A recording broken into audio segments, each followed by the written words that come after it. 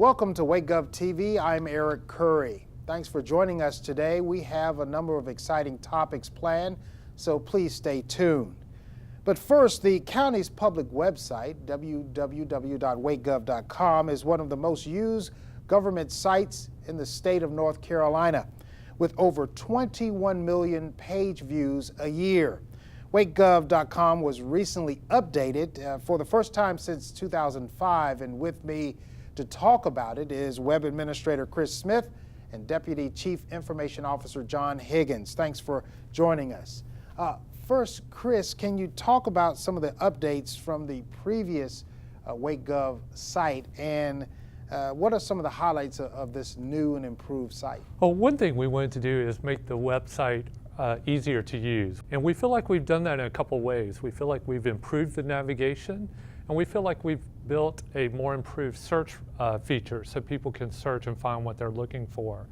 But on our new homepage, we tried to minimize some of the options so that people could see the main and most popular features that people come to our site to do. Obviously, the search engine really drives any site, but these changes, how much of an improvement has been made, and will the viewers see the changes when they go to this new site? Definitely. I think when one of the things people will first notice about the search is if they type in an item, we've tried to make sure that the most popular items that people are seeking are at the top of the list. So if they are searching for financial transactions or Board of Commissioner minutes, they'll appear right there at the top of the list in their search results. A feature we didn't have before is if they want to filter their search results, they now have options down the left side of the search page where they could sort by department, whether it's a web page or a document, or if it's been updated in the past month. There's several different ways that they can sort their search results. And when we talk about developing this new site, obviously staff has to really be involved and really focused into staying abreast of the latest technology. Can you talk about just what it was like working with colleagues such as Chris to get this type of new site put together? Sure. Believe it or not, this project has been underway now for over 10 months. Core team of 5 technical folks out of the Information Services Department at Wake County worked on it. From a design perspective, Chris did all of the design, and then we had several technical folks on the back end that did all the SharePoint work. Significant amount of hours went into it, meeting weekly, and the other group that did a significant amount of work are employees within the county in the departments that did all the content contribution and helped us build the navigation throughout the page. We had over 130 folks within the county that did the content work. So this wasn't just about changing fonts and colors? No, that's correct. Not just a couple of people doing it. So hundreds of hours went into the project. Chris, for those people who love Facebook and Twitter, how can they connect with the county using this new site? Sure. In our new site, we have a new menu option that's in the top right corner called Stay Connected. And from the Stay Connected tab, they'll find all our links to our Facebook, Twitter, also YouTube, blogs, RSS feeds. They'll find it all, and they can truly stay connected from that Stay Connected menu tab. Chris and John, the site looks fantastic. A job well done. Thank you very much. Appreciate it. You're also invited to visit Wake County Government's new site by just clicking www.wakegov.com. Visit the site and tell us what you think. We'll take a short break, and when we return, we'll talk to 2 guests about the popular online program iMaps. Stay tuned. If stormwater pollution was rubber duckies, it wouldn't matter what went down our storm drains. But it does, because stormwater pollution is not rubber duckies. It's trash, oil, cigarette butts, and pet waste flowing untreated to the sea. That's not good for any of us, because we all live downstream. Brought to you by Clean Water Education Partnership, protecting water for North Carolina's people. Welcome back to GOV TV. I'm joined by Ann Payne with Wake County GIS and Colleen Sharp, who is also working with the City of Raleigh's GIS office. Thank you both for being here. Thank you for having We're here to talk about the new iMaps mapping service that's a collaborative effort between Wake County and the City of Raleigh. First, Colleen, can you tell residents that are not familiar with iMaps, what is iMaps and what is GIS? GIS means Geographic Information Services. It's a fancy word sometimes for computerized mapping, to put it down into the most simple terms. iMaps is a one-stop shop, and it provides information from 10 different databases at the city and the county, and we bring them all together so people can click on a parcel and get all the information that they want, who the person is that owns it, register of deeds information, crime information, permits, well and septic, lots of different information. Now, let's talk about this unique partnership between Wake County and the City of Raleigh that obviously has been a success. We think we're fairly unusual, and we're told by folks around the country that we are, and that the city and the county cooperate so closely. We've actually been doing pretty much a joint GIS system now for since 89, 90, so quite a history. We have shared application development, we have shared database development, we've shared advice. We typically take a project that's in both of our interests and figure out a way to divide it up and get it done and just keep the communication lines open. What are some of the improvements that have been made to the site? Well, one of the first ones that people will notice is a change to the navigation bar. We took multiple tools and we consolidated them into one vertical navigation bar that's much more like Google and other online mapping applications that people are familiar with. Another one that we came up with is the saved layer list, and what that allows a user to do is to save a map the way they want it. So as a user, you can go in and customize a map view, and every time you go back to visit iMaps, it will be the same. So if you happen to like zoning and parcel information, you can save it, the map with the zoning information, and the next time you go in to use the application, it'll be there. A couple other things. Folks expressed an interest in being able to do bigger plots, bigger maps printed. Version 1 could only do up to 11 by 17. In the new version, you can plot out a PDF or a JPEG up to 36 by 48 inches. In addition, we've added legends, which means you can display the key to your map layer and know what the colors or the symbology that are showing on the map actually mean. And finally, another addition was a drawing tool. So if a user is preparing for a meeting and wants to either label or circle an area, they can put a temporary graphic on the layer, such as a red circle or a red square, and a little tag that has a label on it, and then print that out for whatever their meeting is. Now, version 1 introduced the integration of Google Street View, but the second version added pictometry images. What are those? Well, pictometry images are oblique images which are taken at a 45-degree angle. So it allows us to see all four sides of buildings and structures. It's like a bird's eye view of Wake County and the city of Raleigh. So as you pan around your map and you want to look at your property a little more closely, you can look at it straight looking down at it, or you can look at it with a bird's eye and fly around it. Okay. And what can residents anticipate with the next version of iMaps? Well, we're going to continue to make improvements to this version based on the request of our users, but the most exciting thing that's coming up, and the next thing that's major change that's coming up, is a mobile version of iMaps. We're going to call it Mobile iMaps, and it will be available on all tablets and all smartphones. And so we're very excited that'll be available very soon. Well, this sounds like a wonderful collaboration between Wake County and the City of Raleigh. Good luck to you in the future. Thank you. And thanks for being here. Thank you for having us.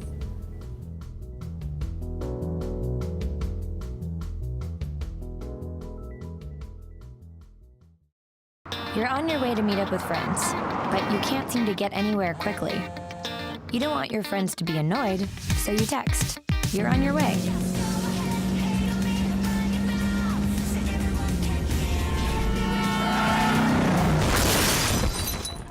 Five seconds is the average time your eyes are off the road while texting while driving. Make sure you get where you're going.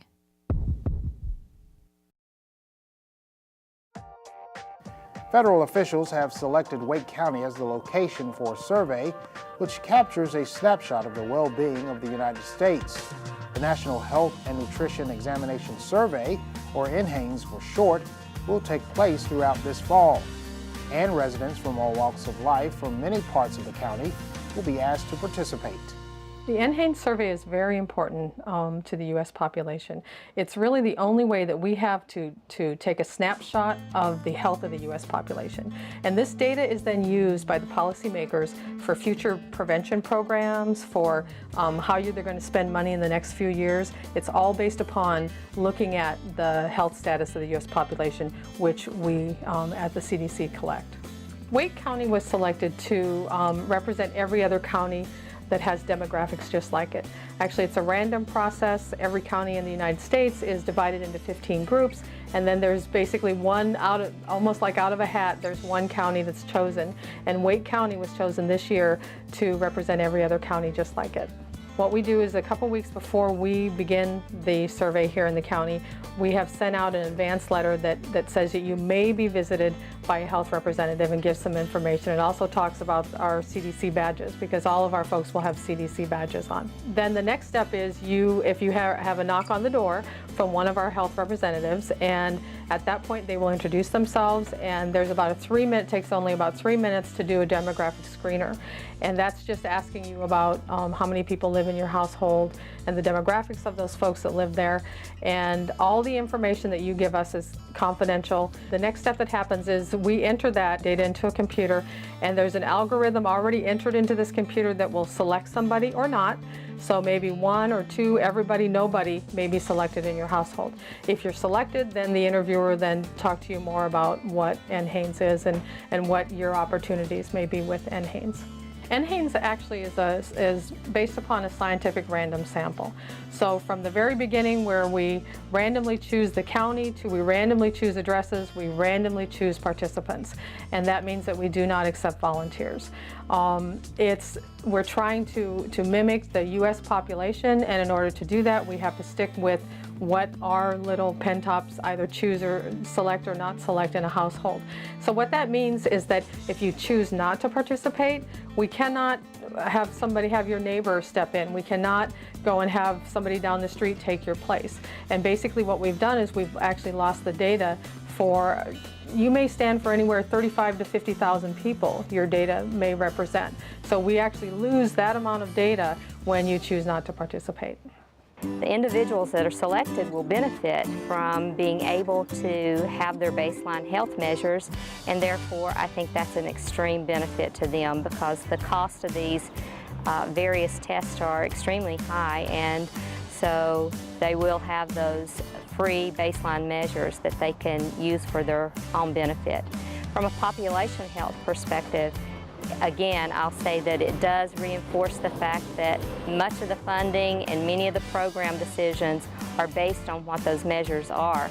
So I think from that perspective, that's going to be an extreme benefit to Wake County. Well, we are hoping that if you're selected to participate, that you do choose to participate. If you would like additional information, feel free to go to cdc.gov/NHANES for additional information.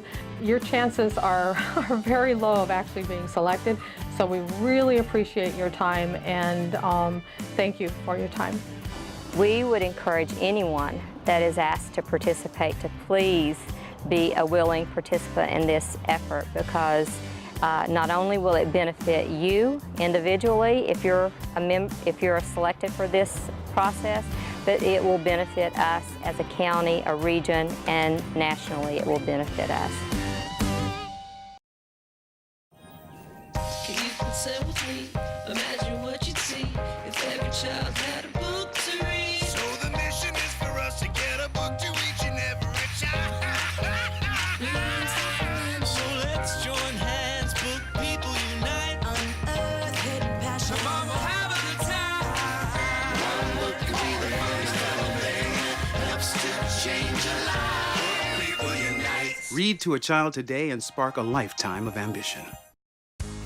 Believe it or not, October is never too early for some residents to begin preparing for the holiday season. Whether it's planning the big holiday decorations or preparing for that severe winter storm. You never can prepare enough when it comes to safety.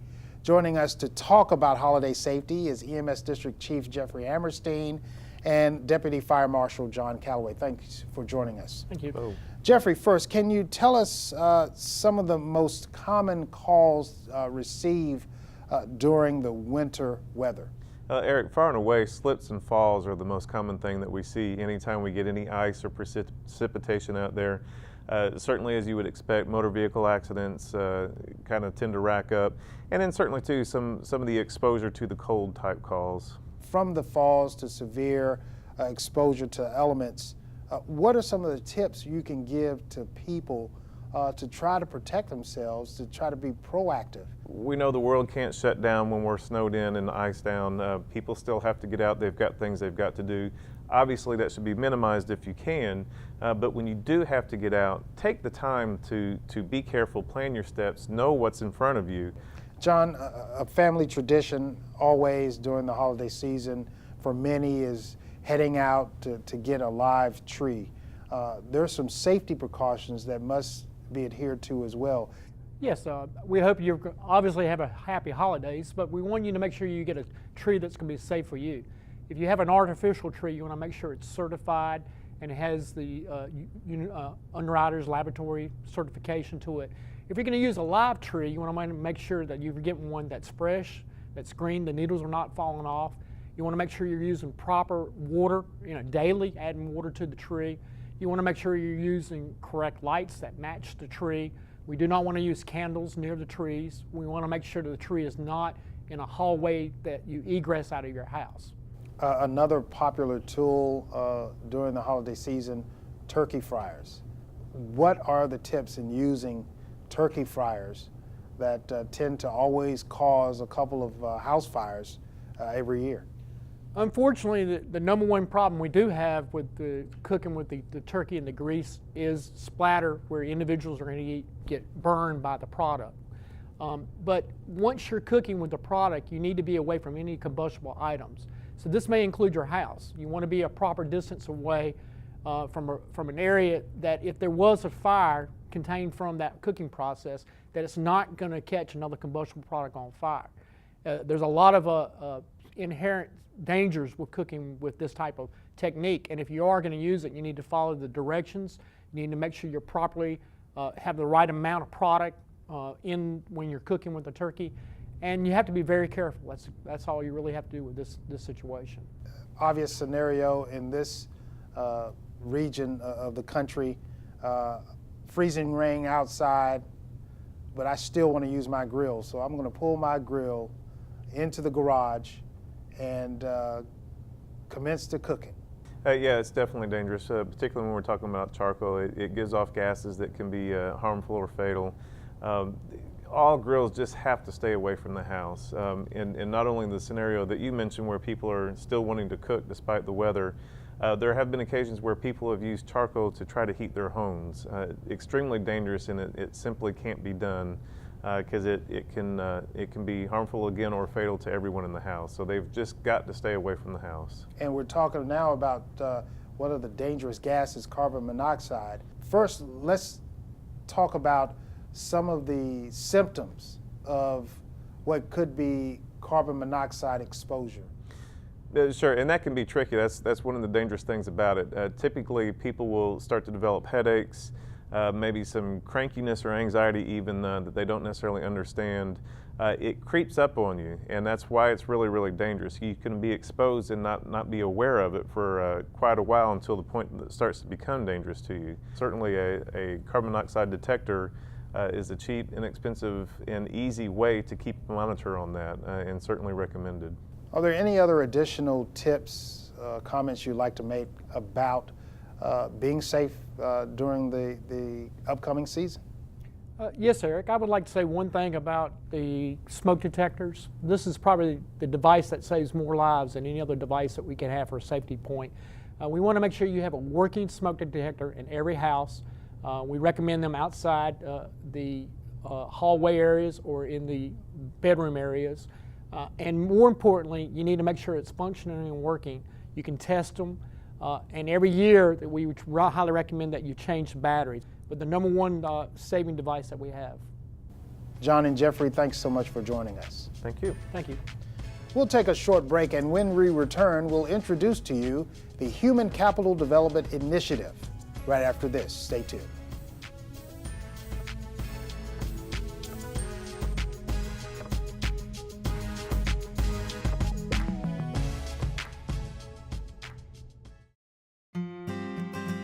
Food and nutrition services is a great way for individuals and families to put healthy food on the table. Households may qualify even if they own a home, car, or have a retirement plan, and new rules mean more families are eligible. If you or someone you know needs extra support during these difficult times, call 919-334-1224 or visit fns4nc.org.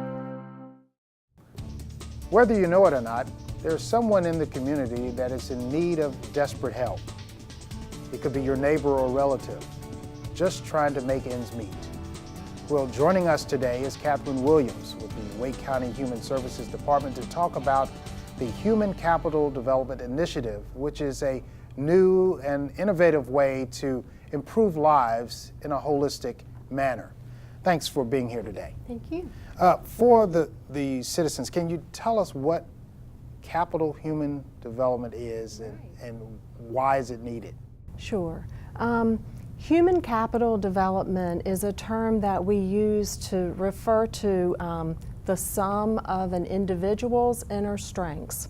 So those characteristics and attributes that define who they are and what strengths they have. Eric, I like to tell people sometimes it really means when we talk about human capital, it's what do you know? Do you know what to do with that knowledge? And are you driven to learn more?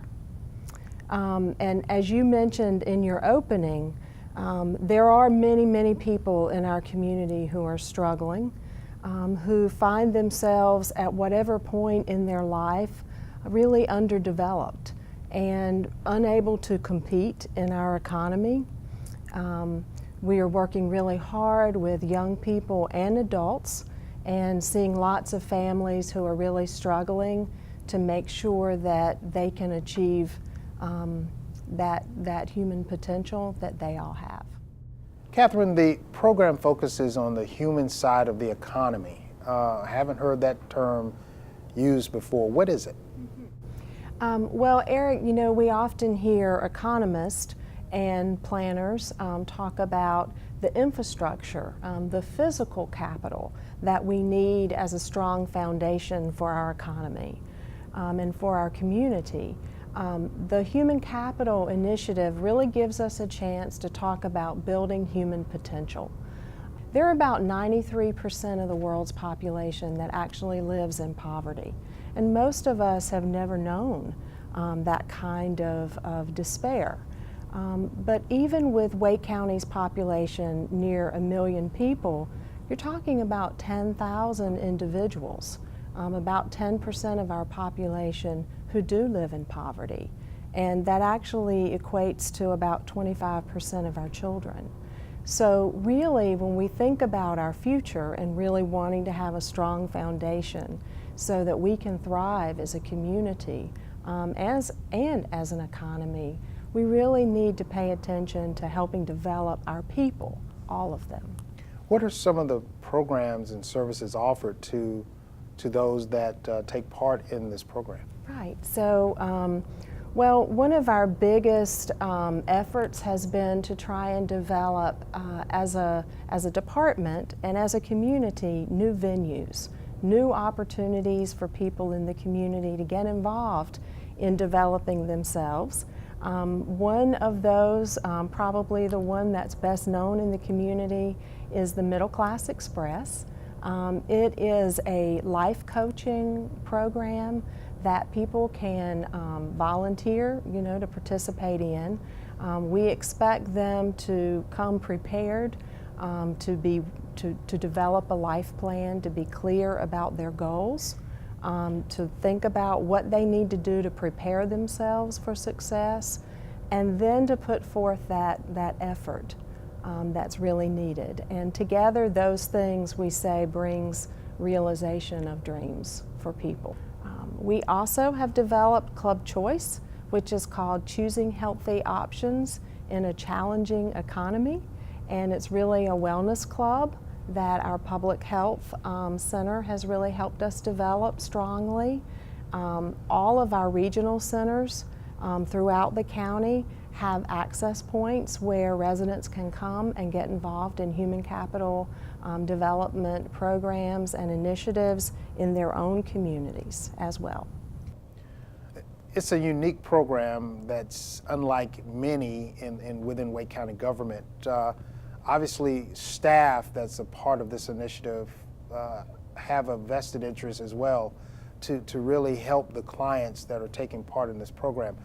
What's the charge to staff as they continue to work with these clients that are asking for assistance? Yeah. As an organization, the Human Capital Initiative really challenges us to raise the bar. I've already mentioned that we require sweat equity on the part of our consumers. As an organization, it's really a chance for us to move away from just providing a safety net to providing opportunities for human development. Sometimes we say that means from, going from a cargo net to a trampoline, if you will, to really give people that opportunity to boost themselves and develop fully. We know that receiving food stamps is an important thing and might help feed families and feed children, which is really important, but we want to help people transform their lives. And people don't do that in a short period of time. So through our life coaching efforts, for instance, individuals can be involved with us over several years while they really work towards achieving their goals. And to those that may be watching, interested in taking part in this program, how can they find out more information about it? All right. Well, we are busy constructing a good website for our community at wakegov.com. So there is in there opportunities go straight to Human Services Department and to our Director's Office. And you'll find information specific to human capital development. And also people are welcome to contact me, kwilliams@wakegov.com. Catherine, thank you so much for joining us. Thank you for having me. That's our show for today. Keep up with the latest Wake County news by visiting us online at our new website, wakegov.com/news, or visit Facebook or Twitter. Thanks for watching.